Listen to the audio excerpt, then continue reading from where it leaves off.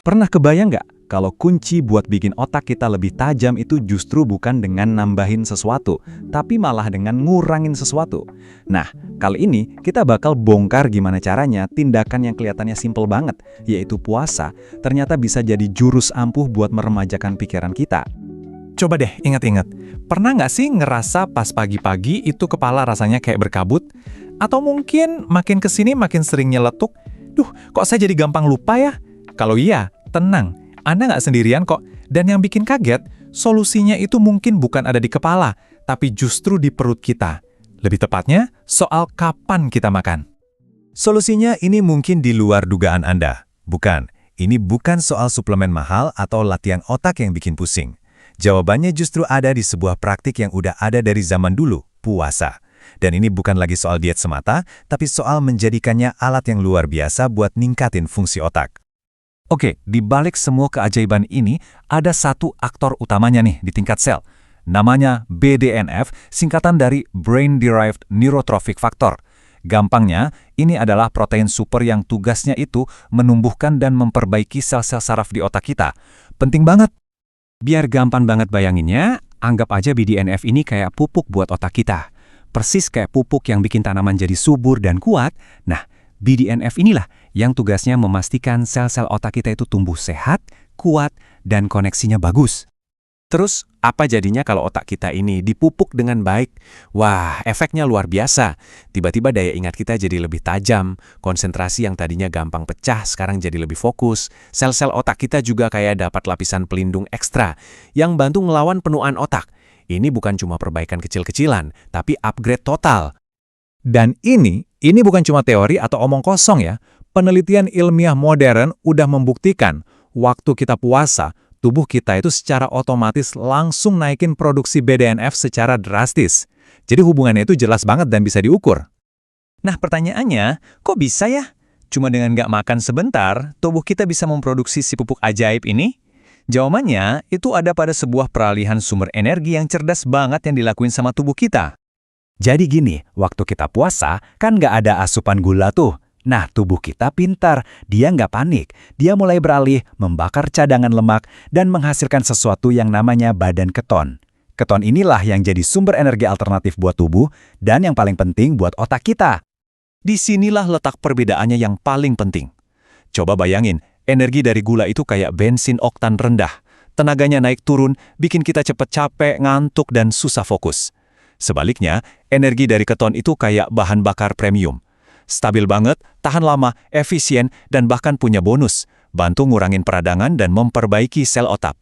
Jauh lebih unggul kan? Intinya, dengan puasa, kita itu kayak maksa otak kita buat ganti bahan bakar. Dari yang tadinya standar, jadi bahan bakar super. Keton itu energi yang lebih bersih, lebih awet, dan lebih efisien, yang bikin otak kita bisa kerja di performa puncaknya. Jadi, ada dua hal luar biasa yang terjadi barengan. Pertama, kita dapat pupuk BDNF buat memperbaiki dan menumbuhkan sel otak.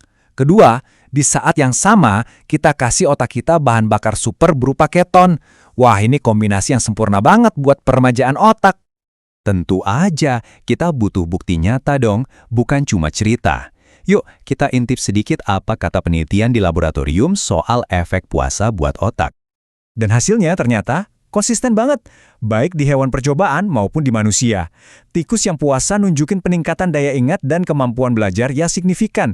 Begitu juga dengan manusia, yang melaporkan adanya peningkatan fokus dan kejernihan pikiran yang nyata. Buktinya kuat banget. Oke, setelah lihat semua manfaat keren ini, pasti banyak yang mikir, wah, saya mau coba nih, tapi gimana mulainya? Nah, ini pertanyaan yang bagus banget, karena memulainya harus dengan cara yang benar dan yang paling penting, aman. Kuncinya satu, mulai pelan-pelan. Santai aja, nggak perlu langsung ekstrim puasa seharian penuh. Coba deh, besok pagi tunda sarapan Anda 1 atau 2 jam. Terus pastikan Anda tetap cukup minum air putih atau teh dan kopi tanpa gula juga boleh. Nah, pas waktunya makan, pilih makanan yang bagus nutrisinya, kayak protein dan sayur. Dan tentu hasilnya bakal makin maksimal kalau didukung tidur yang cukup dan olahraga teratur. Dan ingat ya, ini bukan lomba lari. Nggak perlu sempurna setiap hari. Kalau hari ini gagal ya coba lagi besok. Yang paling penting itu konsistensinya. Cari ritme yang paling pas buat tubuh dan gaya hidup Anda. Itu kunci sukses jangka panjangnya. Oke, sekarang kita lupain dulu istilah-istilah ilmiahnya. Perubahan nyata apa sih yang bakal Anda rasain dalam kehidupan sehari-hari? Ingat kan soal kepala yang berkabut di pagi hari tadi? Nah, pelan-pelan, itu bakal hilang. Fokus waktu kerja atau belajar bakal terasa lebih tajam. Anda mungkin bakal kaget sendiri, kok sekarang jadi lebih gampang ya ngingat informasi baru? Dan secara keseluruhan, badan rasanya lebih tangguh, nggak gampang stres atau capek. Jadi, kesimpulannya jelas banget. Sudah saatnya kita melihat puasa itu bukan lagi cuma sebagai cara buat nurunin berat badan, tapi lihatlah ini sebagai sebuah investasi cerdas untuk kesehatan jangka panjang organ kita yang paling berharga, yaitu otak. Kalau kita rangkum perjalanannya, alurnya begini. Semua dimulai saat Anda puasa. Ini maksa tubuh buat bikin keton sebagai energi super. Energi super ini lalu memicu naiknya produksi pupuk BDNF. Dan hasil akhirnya, sel-sel otak Anda diperbaiki.